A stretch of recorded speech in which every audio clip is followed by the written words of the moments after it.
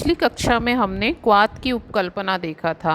क्वाथ की उपकल्पना के अंतर्गत हमने प्रमथ्या, पानी कल्पना, क्षीरपाक कल्पना, मांस रस, लाक्षा रस इनका अध्ययन किया था। आज की क्लास में हम हिम की उपकल्पना के बारे में देखेंगे। अगर हिम कल्पना की बात करें तो हिम कल्पना को कोल्ड इन्फ्यूज़न कहा जाता है, जहाँ पर किसी भी औषध द्रव्य को शीतल जल के संपर्क में रख के उसके जो एक्टिव प्रिंसिपल हैं उसमें आ जाते हैं।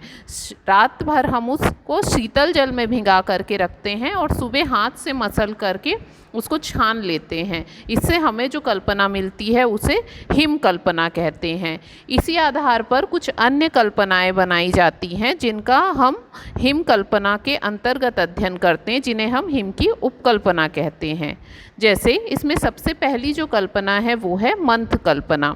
अगर मंथ कल्पना देखें तो ये हिम की उपकल्पना है, लेकिन जब हम सारंगधर संहिता का अध्ययन करते हैं तब सारंगधर ने मंथ कल्पना को फांट कल्पना के अंदर रखा है। उन्होंने कहा है कि मंथो अपि फांट भेदः स्यात् तेन च अत्रैव कथ्यते, अर्थात जो मंथ कल्पना है उसका अध्ययन भी फांट कल्पना के अंतर्गत करना चाहिए।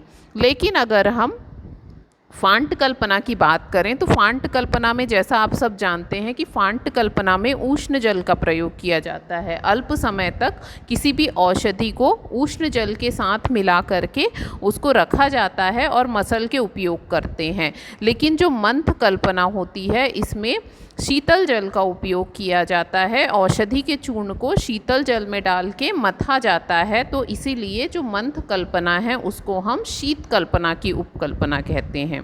अगर परिभाषा की बात करें तो मंथ कल्पना का वर्णन चरक संहिता, सुश्रुत संहिता में भी मिलता है। तो इसकी जो डेफिनेशन है या परिभाषा हम देखते हैं सुश्रुत संहिता के अनुसार। तो सुश्रुत ने इसका वर्णन करते हुए कहा है, सक्त्वः सर्पिषा अभ्यक्ता शीतवारी परिप्लुता ना अति द्रवा ना अति शांद्रा मंथ इत्य उपधीयते। सत्व का मतलब यहाँ पर सत्तू से है। सत्तू जैसा कि चने का या फिर जौ का जो भुना हुआ आटा था उसके पाउडर को कहा जाता है। तो सत्तू को अगर थोड़े से घी के साथ मिला करके या मसल करके शीतल जल में परिप्लुत यानी डुबा करके उसको मथ के मसल करके अगर उसको छान लिया जाए, और ये कैसा होना चाहिए, ना बहुत गाढ़ा होना चाहिए और ना ही बहुत इसको पतला होना चाहिए। तो इस प्रकार से अगर सत्तू को थोड़ा सा घी मिला करके उसको मसल करके शीतल जल में डुबा दिया जाए और मसलने के बाद उसको छाना जाए, ऐसा पेय जो कि ना बहुत गाढ़ा हो ना बहुत पतला हो, तो इस जो द्रव पदार्थ है उसको मंथ कहा जाता है। यहाँ पर हमने अग्नि का संयोग नहीं किया और हमने द्रव को सीधा मसल करके तैयार किया। लेकिन यहाँ पर फिर इसे हमने हिम कल्पना क्यों नहीं कहा, तो यहाँ एक तो ये है कि हमें द्रव की मात्रा निश्चित नहीं है। जैसे हिम कल्पना को हम 6 गुना द्रव में भिंगा करके रखते हैं, लेकिन यहाँ पर जल की कोई मात्रा नहीं बताई गई है। इसके अनुसार इसमें जो जिस औषध द्रव्य या जिस भी द्रव्य को जल में मथा जा रहा है उसे तुरंत ही मसल करके यूज़ किया जा रहा है, जबकि हिम कल्पना को हम रात्रि भर भिंगा करके रखते हैं और दूसरे दिन उसका उपयोग करते हैं। तो इस प्रकार से ये हिम कल्पना से तो अलग है, लेकिन इसके निर्माण के लिए शीतल जल का यूज़ कर रहे हैं और साथ में हम मसल के इसको छान रहे हैं, जो कि हिम कल्पना के समान है। इसीलिए मंथ कल्पना को हिम कल्पना की उपकल्पना कहा गया है। तो सुश्रुत के अनुसार हमने क्या डेफिनेशन देखी कि सत्तू को घी में मसल करके अगर शीतल जल में डुबा करके छान लेते हैं, जो कि ना अधिक गाढ़ा हो ना पतला हो, तब इसे मंथ कहते हैं। तो वही जो मात्रा का अंतर है उसको फिर किसने डिफाइन किया, तो फिर से आ जाते हैं सारंगधर संहिता में। सारंगधर संहिता में बताया गया है कि इसमें कितनी मात्रा में जल डालना है। जले चतुष्पले शीते क्षुण्णम द्रव्य पलम क्षिपेत मृत पात्रे मंथयेत सम्यक यस्मात् तद द्विपलम पिबेत। जैसे कि क्वाथ की कोई भी उपकल्पना थी उसकी मात्रा 2 पल बताई गई है, वैसे ही हिम की कोई भी उपकल्पना होती है उसकी भी मात्रा 2 पल बताई गई है। तो इसकी परिभाषा कहते हुए सारंगधर ने कहा है कि किसी भी द्रव्य को एक पल की मात्रा में कूट करके उसे 4 गुने जल में डुबा करके, जैसे हिम कल्पना में हम 6 गुना द्रव का उपयोग करते हैं, लेकिन यहाँ पर इन्होंने 4 गुना द्रव कहा है। 4 गुने द्रव में डाल करके मिट्टी के बर्तन में डाल के अच्छी तरह से मथते हैं, उसके बाद उसे छान लेते हैं। ये जो कल्पना होती है इसे मंथ कल्पना कहते हैं और इसे 2 पल की मात्रा में ग्रहण किया जाता है। अगर आगे हम और अध्ययन करते हैं तो हमें मंथ के प्रकार मिलते हैं। तो मंथ जो होते हैं नॉर्मली 2 प्रकार के होते हैं, संतर्पण मंथ और अपतर्पण मंथ। संतर्पण मीन्स आप समझ रहे होंगे जो शरीर को बल प्रदान करते हैं, शरीर का व्रीहण करते हैं। अपतर्पण मंथ जो कि शरीर में जा कर के शरीर का लेखन करते हैं। तो नॉर्मली जो संतर्पण मंथ होते हैं इनमें घी, तेल, मधु आदि को सत्तू के साथ मिला करके इसका निर्माण किया जाता है, इसीलिए ये शरीर में जा कर के उसके संतर्पण का कार्य करते हैं। इसके अलावा इसमें दीपन, पाचन और कफवर्धक द्रव्य भी मिलाए जाते हैं जो कि श्रोतोरोध को दूर करके शरीर को पूरी तरह से पोषण करते हैं, जिससे उसका आसानी तरह से संतर्पण हो सके। इसके बाद अपतर्पण मंथ वह मंथ होता है जिसमें कि शहद, मदिरा, शर्करा मिलाया जाता है।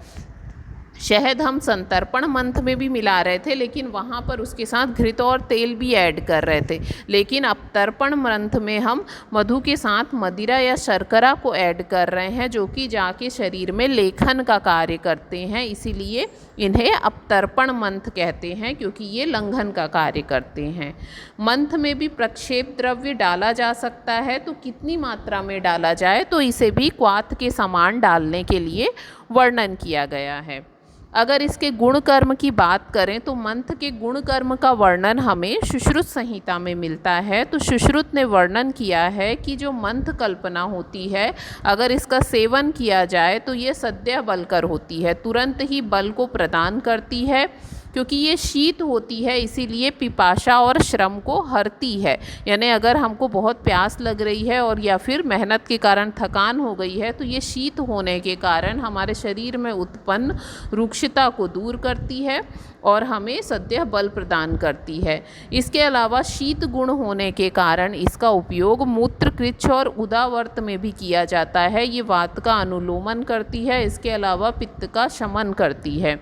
इसके अलावा ये पित्त विकार हर है और मल का शोधन करती है। ये दोषों का वात का अनुलोमन करती है, इसीलिए उदावर्त में दिया जा रहा है। पित्त हर होती है, शीत गुण वाली है, इसीलिए मूत्र कृच्छ की विकार में दिया जा रहा है। इसकी मात्रा जैसा कि मैंने बताया इसकी मात्रा 2 पल होती है। तो इस प्रकार से मंथ कल्पना अगर हम देखते हैं तो क्योंकि इसमें शीतल जल का उपयोग हो रहा है और उसमें भी उसको मसल करके उपयोग किया जा रहा है, इसीलिए मंथ कल्पना को हम हिम कल्पना की उपकल्पना कह सकते हैं, क्योंकि इसका निर्माण तुरंत ही किया जाता है, रात भर भिंगा के नहीं रखा जाता, इसीलिए इसका वर्णन उसकी उपकल्पना के रूप में है।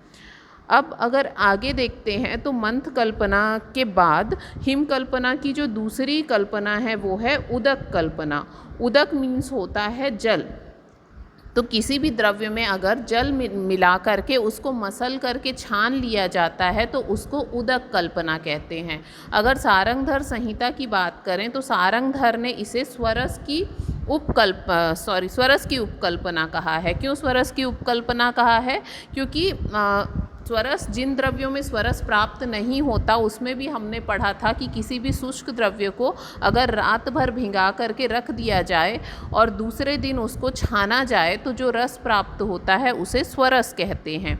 तो उसी बेसिस पे सारंगधर का मानना था कि जो उदक कल्पना है जिसमें जल डाल करके उसे दूसरे दिन छान लिया जाता है तो उसे हमें स्वरस में ऐड करना चाहिए। लेकिन यहाँ पर जो जल का प्रमाण होता है वो बहुत अधिक होता है और ये जो स्वरस कल्पना होती है उसमें उस औषधि का कुछ सार तत्व अंदर से आता है, और जो उदक कल्पना है इसमें अल्प संपर्क के कारण ही औषध का गुणकर्म हमारी मेडिसिन में आ जाता है, इसीलिए इसे हम हिम कल्पना कहते हैं।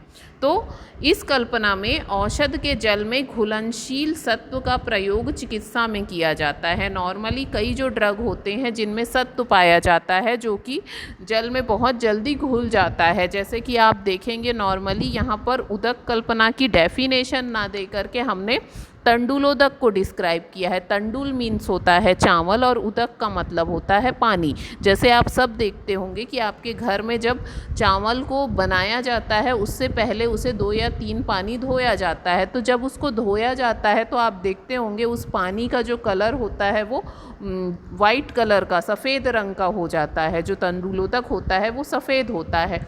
तो चावल के बाहर में जो स्टार्च रहता है या फिर जब उसको मसलते हैं तो उसका जो कुछ भाग होता है वो घुल करके हमारे उदक में आ जाता है, इसे तंडुलोदक कहते हैं। और जो तंडुलोदक होता है ये एक श्रेष्ठ अनुपान होता है।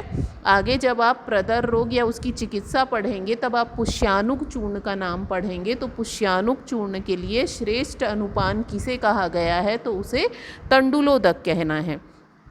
ठीक है, तो तंडुलोदक आप सभी ने घर पे बनाते देखा है। नॉर्मली हम क्या करते हैं, चावल में पानी डालते हैं, उसको हाथ से अच्छे से मसलते हैं और उस जल को बाहर निकाल देते हैं। तो इसी कल्पना को उदक कल्पना कहते हैं, जहाँ पर औषध के जल में घुलनशील सत्व निकल जाते हैं जल के संपर्क के कारण, और उसका यूज़ हम चिकित्सा के लिए कहते हैं। तो नॉर्मली जब भी हम किसी को उदक कल्पना बताते हैं तो उसको हम तंडुलोदक की डेफिनेशन देते हैं, क्योंकि तंडुलोदक का जहाँ वर्णन किया है वहाँ पर आचार्य सारंगधर ने हमें जल की मात्रा भी बताई है और कैसे उसे निर्माण करना है। कंडितम तंडुल पलम जले अष्ट गुणिते छिपेत भावयित्वा जलम ग्राह्यम देयम सर्वत्र कर्मसु। यहाँ पर एक पॉइंट है जो हमको घर पे देखने नहीं मिलता है, कंडितम। कंड मीन्स होता है छोटे छोटे टुकड़ों में तोड़ना। तो जब भी चावल से तंडुलोदक का निर्माण का वर्णन है वहाँ पर वर्णन किया गया है कि पहले चावल को छोटे छोटे टुकड़ों के रूप में तोड़ते हैं, फिर उसमें 8 गुना जल डालते हैं या फिर चावल को टुकड़े करके 8 गुना जल में डालते हैं। भावयित्वा जलम ग्राह्यम, फिर उस जल में थोड़ी देर छोड़ देते हैं, 2 से 3 घंटे या कहीं कहीं पे वर्णन है रात भर छोड़ देते हैं। फिर उसे कपड़े से छान लेते हैं। फिर हमें जो जल मिलता है उसे उदक कल्पना कहते हैं या उस जल को तंडुलोदक कहते हैं। तो नॉर्मली हमें किसी भी ड्रग की अगर उदक कल्पना का निर्माण करना है तो हमें क्या करना चाहिए, उस ड्रग में 8 गुना जल डाल करके उस ड्रग को थोड़ा सा कूट करके उसमें 8 गुना जल डाल करके उसको 2 या 3 घंटे के लिए छोड़ देना चाहिए। 2 से 3 घंटे के बाद उसको थोड़ा सा मसल करके छान लेना चाहिए। फिर हमें जो प्राप्त होगा वो उस ड्रग की उदक कल्पना है। नॉर्मली यहाँ भी शीत जल का उपयोग किया जाता है, इसीलिए जो हमारी बनने वाली कल्पना है उसका गुण और उपयोग देखें तो ये पित्त शामक होती है क्योंकि इसमें शीत गुण पाया जाता है। इसके अलावा शीत गुण होने के कारण ही ये मूत्रल होती है, यानी इसका सेवन करने से शरीर में मूत्र की वृद्धि हो जाती है। इसीलिए इसका उपयोग जो है अनुपान के रूप में कई रोगों में करते हैं। इसके अलावा मूत्रदाह और अल्प मूत्र, जहाँ पर शरीर में मूत्र की मात्रा कम हो जाती है वहाँ पर भी इसका उपयोग करते हैं क्योंकि इसमें मूत्रल गुण पाया जाता है। इसकी भी मात्रा हिम के समान 2 पल बताई गई है। इसके बाद आ जाते हैं हमारी लास्ट कल्पना या पानक कल्पना। नाम से आपको लगेगा कि इस कल्पना को हम नहीं जानते, लेकिन ये आपकी यूज टू कल्पना है जिसका निर्माण आप बचपन से देखते आ रहे हैं। अगर मैं आपको कहूँ कि पना किसके किसके घर में बनता है तो सभी जानते हैं। तो इस सीज़न में मुख्य रूप से इस कल्पना से हमारा परिचय होता है, ये है पानक कल्पना। तो इसमें क्या करते हैं, किसी भी नॉर्मली आप सभी ने घर पे देखा है पका हुआ फल, या फिर अगर फल पका नहीं होता है तो उसको आग में भूंज करके या फिर आग में उबाल करके उस फल के रस को निकाल करके ठंडे पानी में डाल करके जो कल्पना का निर्माण किया जाता है उसे पानक कल्पना कहते हैं। इसका स्वाद बढ़ाने के लिए इसमें हम शक्कर, काली मिर्च, जीरा आदि कुछ कुछ डाल देते हैं। तो पानक कल्पना क्या है? पक्व या स्विन्न फलों को, पक्व मीन्स पके हुए फलों को, स्विन्न मीन्स जिनका स्वेदन यानी जिनको पानी डालकर उबाला गया हो या जिनको आग में डायरेक्ट उबाला गया हो, ऐसे फलों को अगर शीतल जल में डाल करके मसल दिया जाए तो इसके बाद जो कल्पना बनती है उसे पानक कल्पना कहते हैं। संस्कृत में पानक और हिंदी में पना कहते हैं। इसकी भी डेफिनेशन या परिभाषा हमको द्रव्य गुण विज्ञानीय में मिलती है। फलम अम्लम अनम्लम वा। इसमें नॉर्मली उन फलों का यूज़ किया जाता है, जैसे कि आप देखते होंगे कि हम ये कच्चे आम के फल से भी बनाते हैं और कई ऐसे फल पकने के बाद भी आम से कई लोग बनाते हैं। तो नॉर्मली अम्ल वाले फल या फिर अनम्ल फल, जो खट्टे फल हैं उससे, या फिर बिना खट्टे फल या मधुर फल से भी हम शीत अम्बु परिमर्दितम, पके हुए फल को या फिर बिना पके हुए फल को, आग में पकाए हुए बिना पके हुए फलों को, इनके कल्क या स्वरस को अगर शीतल जल डाल करके, कहीं कहीं पर पानी का वर्णन मिलता है 16 गुना जल डालकर अगर हाथ से अच्छे से मर्दन करते हैं और कपड़े से छान लेते हैं, तब इस कल्पना को हम पानक कल्पना कहते हैं। और इसका जब सेवन किया जाता है तो इसमें चीनी मिला करके हम सेवन करते हैं। नॉर्मली इसमें भी प्रक्षेप के रूप में, अगर वैसे तो वर्णन नहीं है, इसमें लिखा है सीता मरीच संयुक्तम, इसमें भी शक्कर, मरीच और स्वाद बढ़ाने के लिए बहुत सारे द्रव्य डाले जाते हैं। और पानक कल्पना की भी जो मात्रा होती है वो 2 पल होती है। तो इस प्रकार से हिम कल्पना की 3 उपकल्पनाएँ होती हैं, मंथ कल्पना, उदक कल्पना और पानक कल्पना, जिसका हम अध्ययन करेंगे नेक्स्ट क्लास में। Thank you.